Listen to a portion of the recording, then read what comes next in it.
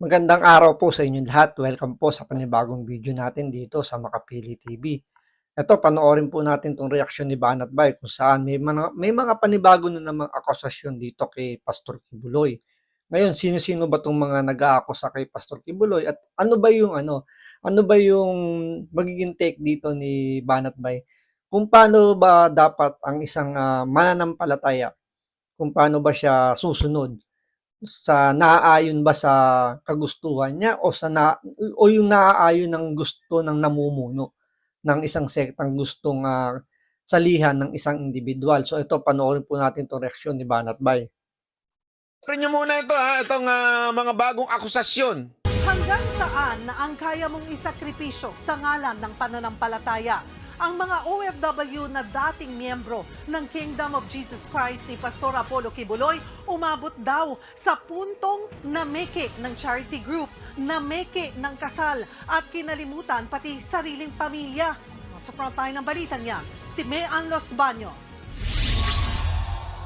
Mas maraming perang maibibigay, mas marami ang matatanggap na blessing. Ganyan daw ang pamantayan ng pananampalatayang itinanim sa utak ng mga miyembro ng Kingdom of Jesus Christ na pinamumunuan ni Pastor Apollo Kibuloy. Isiniwalat yan ng mga tumiwalag na miyembro na humarap kanina sa pagdinig ng Senado. Kabilang si Reynita Fernandez, isang Singapore. Kayod kalabaw daw siya noong 2016 nang maging miyembro siya ng Kingdom of Jesus Christ o KOJC. Mantakin mong ang sweldo niya lang bilang domestic helper ay 1,000 Singapore dollars o higit 41,000 pesos. Pero ang kota niya sa KOJC times 12 niyan o 12,000 Singapore dollars, katumbas ng kalahating milyong piso sa loob ng 6 na buwan. Pakapala na lang daw talaga ng mukha para lang maabot ang kota at matupad daw ang pangako sa kanila. Sandali lang. Ano yon, Banat Bay? Nicky B, salamat po Ilagay natin sa tamang perspective ito Kasi tandaan nyo, church, ito Even if I think, ito sa akin, sarili ko, I do not believe in Kibuloy. I think he is a false prophet. Diretso. I second the motion dito kay Banat Bay. Kahit ako, hindi ako naniniwala na na appointed son of God. So, para din po sa akin, I second the motion po kay Banat Bay na false prophet pong ito si Apollo Kibuloy. Pero, syempre, paniniwala niya yan. So, hindi natin pwedeng questionin yun. So, hindi niya rin pwedeng questionin yung opinion namin ni Banat Bay. So, parehas kami ni Banat Bay na yun ang tingin namin. So, pero hindi namin pwedeng questionin kung ano yung paniniwala ni Kibuloy sa sarili niya at kung ano yung paniniwala ng mga nakaanib sa kanyang sekta. Tayo. Sa tingin ko, sablay talaga siya pagdating sa relihiyon. Pero gayon pa man, tandaan nyo, this is a religion. Hindi kayo pinilit dyan. Yung tithes ninyo, pinaniwalaan ninyo. Di wag kayo magbigay. Ganun kasimple. True lalo. Tama naman. Hindi naman simbahan yan, hindi naman yung trabaho na kailangan mong sumunod sa sa nakasulat dun sa kung ano man yung trabaho mo. Ito ibang nga nag-volunteer itong mga to. So, hindi to sa pilitan, kaya nga nag-volunteer ka So, dapat kung ano lang yung gusto mo, ano yung kaya mo, yun lang pwede mong i-offer. Hindi yung pipilitin ka na gawin yung isang bagay na medyo magiging labag na sa sa paniniwala at sa kagustuhan mo. Sabi nga nino, pananampalataya nyo yan worker kayo Kayo nagboluntaryo, kinulong ba kayo? Ibig sabihin, kung kayo man na brainwash, kung yan ang sinasabi nyo na brainwash kayo nun, it doesn't mean criminal na si Kibuloy. Tanga lang kayo, ganun. You understand? Kasi kung ito sinasabi nyo, naloko kami kasi ito lang ang budget namin. Gago pala kayo Ba't kayo pumayag? Una-una nag-volunteer ka dyan Sinabi mo magsisilbi ka sa Panginoon. Problema mo na yun. Tapos, Tama. Kasi kung ang pagsisilbihan mo rito is yung Panginoon, so hindi ka naman pipilitin ng Panginoon Diyos na ibigay kung ano yung wala naman sa'yo.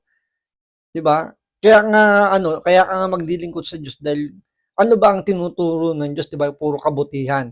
Ngayon, kung hindi mo naman kaya yung hinihingi ng Diyos, halimbawa binibigyan ka ng Diyos ng sobrang laki ng pagsubok, hindi naman pagsubok, parang task. Pero gagawa ka ng masama para maabot mo yung gusto niya mangyari, especially ganyan, pera ang pinag-uusapan. Gagawa ka ng mali para lang may maibigay ka.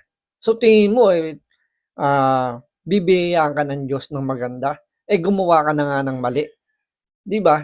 So mas makikita pa ng Diyos na gumawa ka ng mabuti kahit di mo makuha o hindi mo maibigay yung talagang 100% ng hinihingi ng kalooban ng Diyos. Hindi monetize, hindi po pera, parang kung ano yung mabuting gawin, ano ba yung may mabuting pwede mo itulong sa kapwa mo, doon mas matutuwa pa ang Diyos para sa akin. Pero pag ganyan mga bagay na pipilitin kang maglabas o magbigay ng ganyang kalaking halaga, pero gagawa ka ng mali, hindi ka maanuhan ng Diyos na parang ma-acknowledge dahil mali yung ginawa mo. Ang Diyos, ang tinuturo ng Diyos is puro tama. Sasabihin mo ngayon gagamit kasi mali talaga to mali yung perspective ninyo kayong mga witness na pinresinta ni Ontiveros. Sabihin na natin kayo ay sinabihan na mag-tithes, kayo ay sinabihang bakit kung hindi ba kayo magta-tithes babariling kayo? Correct. Taka lang kayo talaga, nauto kayo. Yun lang. Hindi ko sinasabing masama ang tithes ako naniniwala ako sa tithes. Pero remember, hindi naman kayo pwedeng puwersahin ng kahit anong church ninyo. Ngayon, kung may nagpe-puwersa ang church sa inyo, problema nyo na yan. Hindi lumayas kayo sa church. Correct. Hindi naman kayo pakukulong. Hindi naman kayo, kumbaga, pwede naman kayo automatic umalis dyan sa sekta na yan. Kasi hindi ka naman, o kaya antayin nyo, terminate kayo. Kasi kung i-terminate kayo, ibig sabihin, hindi yan kaloob ng Diyos. Diba? Kasi kung kaloob ng Diyos yan, kung ano man yung may offer mo na bukal sa loob mo, yun ang tatanggapin ng Diyos. Pero kung pipilitin ka sa isang bagay na hindi mo naman kayang ibigay or yun nga, gaya sinabi ko kanina, kung ibibigay mo nga, nakuha mo nga, pero gumawa ka ng hindi maganda, hindi rin magugustuhan ng Diyos yun. So, pwede, parang nasa sayo na yan kung paano ka aalis sa ganyang klaseng pananaw. So, sabi nga ni Banat Bay, tanga ka lang kung talaga hindi mo maiisip yung ganyang bagay. Hindi naman pag lumayas ka ba sa church, babariling ka? Pambihira. Pag lumayas ka ba sa church, ikukulong ka? Ibang usapan na kung ganun, di ba? So, anong problema? Yung maling paniniwala ninyo at na-brainwash kayo noon, naging tanga kayo noon, yun ang sinasabi ninyo, ha? Hindi ibig sabihin, makasalanan na kagad si Kibuloy. Ibig sabihin, I'm sorry, hindi pala mali, not makasalanan the word. Hindi ibig sabihin, kriminal na kagad si Kibuloy. Kasalanan nyo na ho yun. Diba? Ni Pastor Kibuloy, dumating pa sa puntong pati bahay ni Fernandez na wala na sa kanya. The more tithes you will give, the more blessings you will get. So, Ito napansin ko lang sabi domestic helper daw po si Madam. Pero sa tono ng kanyang pananalita, parang hindi siya domestic helper. Di po ba?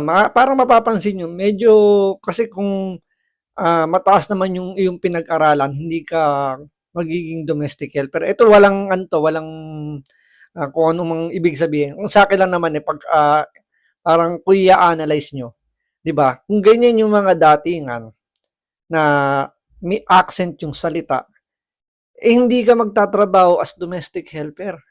Medyo mataas na posisyon yung i-aim mo. So, ibig sabihin ko, mas mataas yung ni-aim mo at may accent ka, ibig sabihin may aral to. Di po ba? Ngayon, kung may aral to, bakit pumayag siya na maibenta niya yung bahay niya, talikuran niya yung kanyang pamilya dahil lang sa na-brainwash daw siya kuno. So, medyo, para po saan, medyo medyo mahirap paniwalaan po. Diba? Kasi kung ikaw nakapag-aral, kahit paano naman may antas yung pag-iisip mo, Hindi ka basta-basta mabi-brainwash ng kasi papaano magtatanong ka, 'di ba? So dito pala makikita niyo parang medyo may something. Sabi nga nila, there's something fishy, especially sa mga ganitong klaseng mga witness. 'Di po ba? Medyo nakakapagtaka lang. Because of that, I lost my Kala ko si puting ahas eh. Mga itsura talaga ng mga puting ahas, ano? Tuloy. house because hindi na ako makabayad sa aking bahay ng mortgage and everything. And Alam mo, mali pa nga to eh. Kasi remember, wag mong kakalimutan yung verse na cheerful giver. Yun po ang gusto ng Panginoon. Kasalanan mo yan. Nagbigay ka, tapos magre-reklamo ka pala in the end. Isa rin punto maganda rin yung sinabi ni Banat Bay. Oo nga naman, kung kusa mong binigay ng bukal sa loob mo, tapos bigla ka magrereklamo ng ganyan. So ano ibig sabihin nun? So ibig sabihin parang may inaantay ka pang iba na in return. 'Di ba? Dapat nga kung magbibigay ka ng bukal sa loob mo, wala kang ine-expect na. 'Di ba? Kasi ibinigay mo na sa Diyos 'yun eh. Parang ipinasa Diyos mo na 'yun. Ngayon, kung ganyang may inaantay ka or may ine-expect kang in return, so hindi rin tama. 'Di ba? Parang parang conflict of interest. Parang nagkakaroon po ng conflict of interest. What kind of heart do you have? Honestly. Kasi if you give to the Lord, not to Kibuloy. That's the point eh. Ngayon, kung sa tingin mo, mali pala yun, abay, problema mo na yun. Una-una, dapat, kaya ka nagbibigay ng tithes, hindi mo isusumbat kay Kibuloy. Yung tithes mo, kasi nga, you are willing. Cheerful giver ka eh. Ibig sabihin talagang ibinigay mo with an open heart. O ito, ibinigay ko tong tithes para sa gawain ng Panginoon. Para sa Panginoon. Ngayon, kung lokohin man ng sino mang pastor dyan, yung puso mo, tama. Ibinigay ko ito sa Panginoon. Hindi dyan sa pastor na yan. So kung may gawin mang katarantad, Tama yung sinasabi ni Banat Bay. Tandaan po ninyo, yung mga pastor, hindi po sila ang Diyos diyan. Kumbaga sila parang sila lang yung instrumento lang ng Diyos. Sila lang yung parang nagiging tulay papunta sa Diyos. So hindi dapat yung mga pastor yung sinasamba po natin o sinasamba ninyo. Dapat ang sinasamba po ninyo is yung Panginoong Diyos. 'Di ba? Ngayon, kung ano man yung ibinigay mo, hindi yung para sa mga pastor. Yung ibinigay mo is para sa Diyos. So dapat iiwas parang ilayo po ninyo yung pag-iisip na yung pastor at ang Diyos is iisa. Maling-mali po yun. Sila lang po ay mga representative lang po. Kumbaga parang sila lang yung nagiging tulay lang para mas mapalapit tayo sa Diyos. So, yun po sana maiwasan natin. kasi remember, even if the church is true, even if the church is a full gospel church, dapat ang puso mo, pag nagbigay ka, para sa Panginoon. Ngayon, kung sakasakali lang nadapa yung pastor, kasi may mga nadadapang pastor, tao lang din yan eh. Nadapa yung pastor, nangalunya, may mga ganyang pastor, lalo na sa Amerika, dami yan. Tama naman, di ba? Parang sabi nga sa kasabihan, di ba? It's better to give than to receive. So, kung ano yung ibinigay nyo para sa Panginoon, huwag na kayong mag-expect ng in return. Hayaan nyo na lang po yung Diyos ang magbigay sa inyo ng biyaya. Di ba? Kasi kung ganyan naman palang may magbibigay kayo sa Panginoon Diyos at nagbibigay din naman, nag-aantay naman pala kayo ng in return, hindi po maganda. Di po ba? So, sana po maging aral po sa atin ganyan na kapag tayo ay nagbigay sa Diyos, huwag na tayo mag-expect. At yung mga pastor, huwag po natin masyadong sambahin. Ang sambahin po natin ang ating Panginoon. So, yun lang po. Maraming salamat po. Ingat po kayo parati.